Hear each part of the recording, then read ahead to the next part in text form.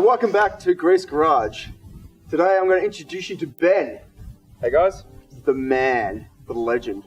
So he has brought me his Mitsubishi Magna, and you're getting this ready for Race Wars, weren't you? Yeah, originally, yep. So what was the plan behind it?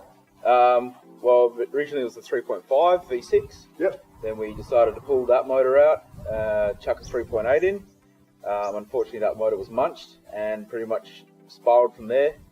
Ended up building a motor and going a bit crazy, but here we are. So the idea behind it was you weren't going to build an engine, but no. you bought this engine off a reliable mate. He said it was a working engine, yeah. And what did you find? That somebody had decided to jump the timing belt and munch some valves and pistons together. So that was pretty much the end of that motor, other than the block. I think it was about all we managed to save from it. So a few accessories. So what we ended up doing is we ended up putting some stronger rods in. Yep. From your original engine. Yep, 3.5 rods. We used the brand new pistons. Brand new pistons, yep. You got that from America, I think? Yep. Sourced. It was one of those things I couldn't get locally, so it was just easier and cheaper to get from the States. We ended up putting in some ARP head studs, yep. And mains. Yep. So you've done, no, I wouldn't say the biggest build in the world. No. It was just really just like a reliable build, something that I know that I could beat on pretty much every day of the week and know that I'm not going to have any trouble. Cool. So what's your end plan? What's your power? What do you want for power? The plan was pretty much to sort of build something, do a bit of hill climb or track attack kind of stuff. It was never going to be, big horsepower or big speed, but just something to have fun with and, drive around town and, impress a few people. No, nice, absolutely, sweet. So we've already had it on the dyno, just playing around with it. We've already made 220 horsepower. Yep. At the wheels.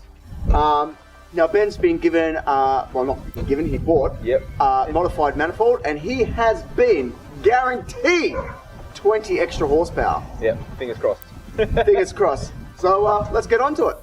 The manifold that we are installing is a 6G74/75 hybrid, meaning it's using the Magna throttle body and flange welded onto the Mitsubishi 380 manifold. The manifold itself has had the chamber extended for more volume, and all the runners have been ported. This allows more air to enter the engine. Now in theory this intake should all fit still. That's in the way there. The first thing we need to do is remove all the crap off this Magna manifold, so we can breathe this extra guaranteed 20 horsepower into the engine.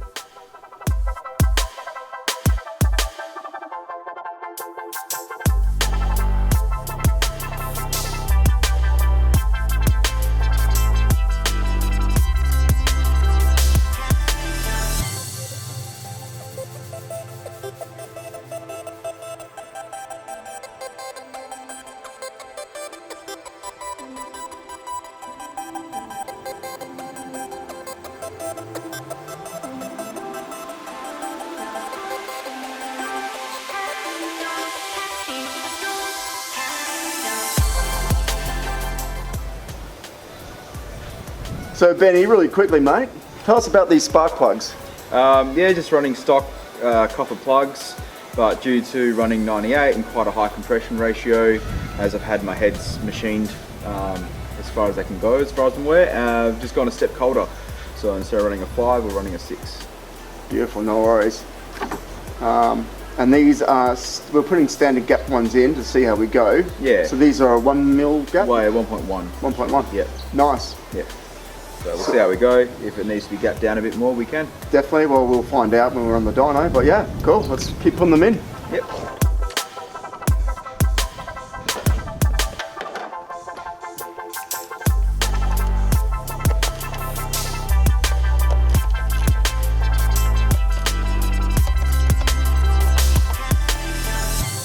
Placing a rag or taping the lower manifold while removing bolts from the coils and removing the spark plugs is a no-brainer. Nothing destroys engines like a piston munching on metal.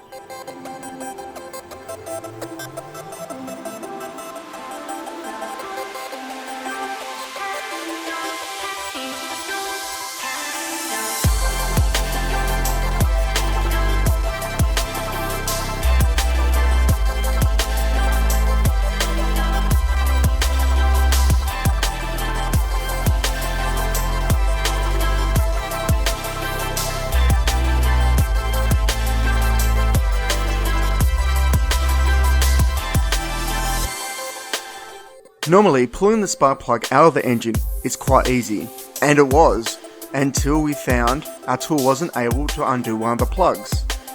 After some investigating and some poking, we finally realised that there was magnetic material around the spark plug, and I believe it's probably from an old tool.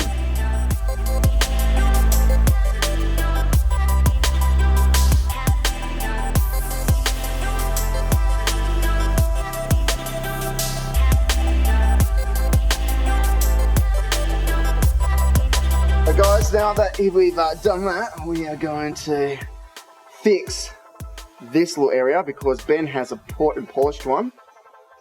And so this one's pretty dirty anyway. So that means we've got to take the fuel off, the injectors off, take this up, have a look at the seal. We might have to put a new seal on, so we don't know yet. Magna life. That's it. Magna for life.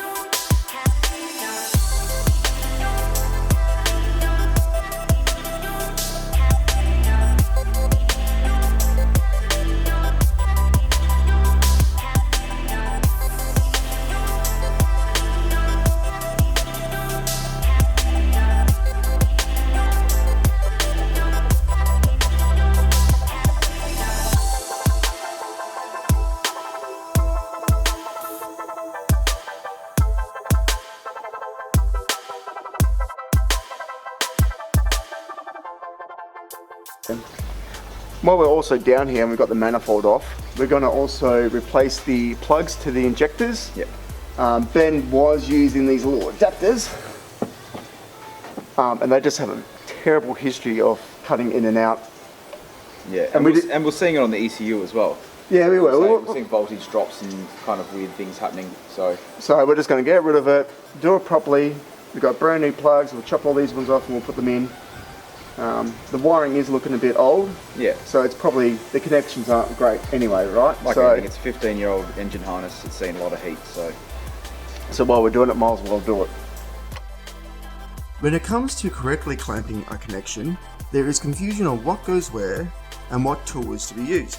We are using a pair of universal strippers and clampers that you can pick up for any automotive shop for under $30, and they will still do a decent job. I start by cutting off the old Denso plugs, stripping 5mm of covering off the wire. I then slip the waterproof seal over the wire and place it in the connection. I find by clamping this area first to place pressure on the cable, it holds the wire steady, so it's easy to clamp the exposed copper wiring.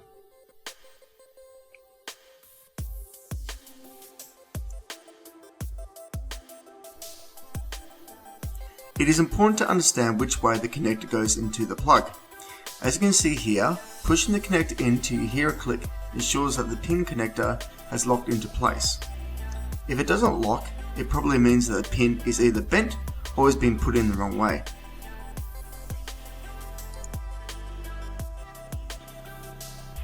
We finished doing the 3 rear bank injector plugs and start getting ready for the manifold. We installed 3 newer coils and start to remove the old 65mm Magna throttle body. And then it's time to put this new manifold on.